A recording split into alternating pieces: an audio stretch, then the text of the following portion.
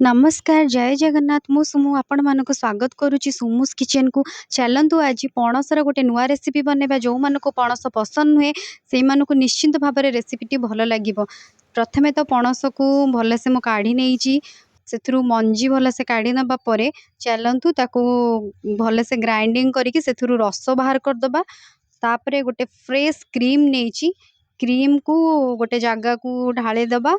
तापरे ताकू 10 मिनिट पर्यंत भल भाव में पूरा गोले चलवा कंटिन्यूअसली गोलेला देखिए से गोटे पूरा परफेक्ट क्रीमी टेक्सचर को आसो हरी।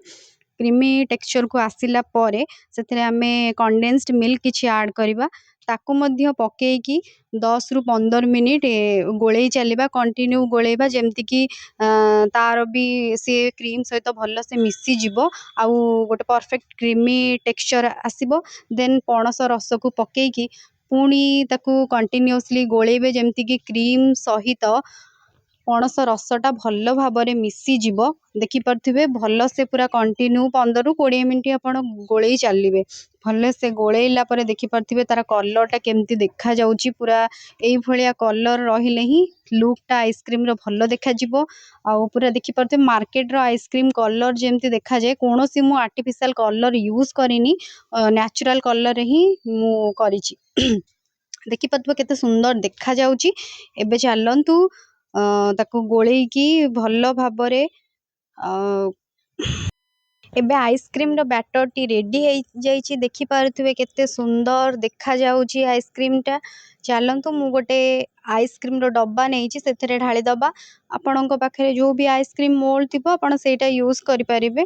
मु आइसक्रीम टा मार्केट परिका लुक देखा मुझे डब्बा यूज करी किसी ड्राई फ्रुट्स रे ताकू गार्निशिंग करदबा। गार्निशिंग मुझे काजू पिस्ता आ कि किसमिश नहीं आपड़ चेरी भी यूज करें। चको चिप्स भी पकई पारे जहाँ भी थी आपड़ से पकईबे। चको चिप्स देले आउ टिके भल देखा चॉकलेट सिरप रो भी मु यूज करछि गोटे डिजाइन क्रिएट करिया कि आपण चॉकलेट सिरप को ऊपर देके गोटे टूथपिक सहायता गोटे जिगजैग पैटर्न भी बनै पारे ताकि लुकटा बहुत बढ़िया देखा आइसक्रीम रो।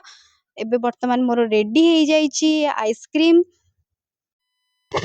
रेसिपीटी जदि पसंद आसी ताले निहाती भाव में चैनल टी को सब्सक्राइब करदेवे। एबे चलंतु आइसक्रीम को आमे फ्रीज रे रखीदबा 10 घंटा पर्यंत सेट हवापाई। सेट हैला परे ताकू आइसक्रीम को फ्रीज रु काढ़ी नबा आ काढ़ी कि मो हस्बैंड को देबी देखिबा से जानी पारचंती कि नहीं एटा पणस रे हेइची बोली। तांको रिएक्शन टा मु आपण मानकु देखेबी। शेष पर्यंत वीडियो रे रुहंतु। मो चैनल को निहाती भाव में थरे सब्सक्राइब करंतु। जदि रेसिपीटी पसंद आसी ताले लाइक निहाती भाव में करिवे।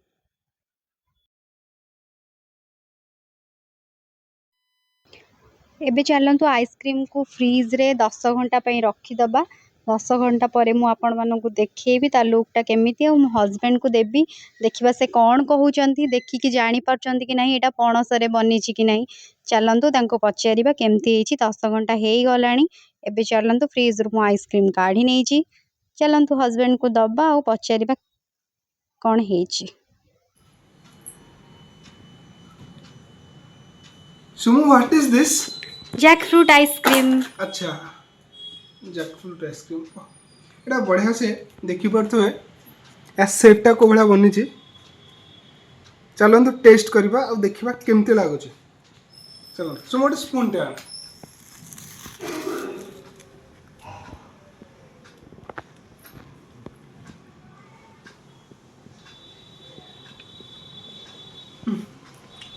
खूब सुंदर अच्छे बढ़िया टेस्ट लगुच।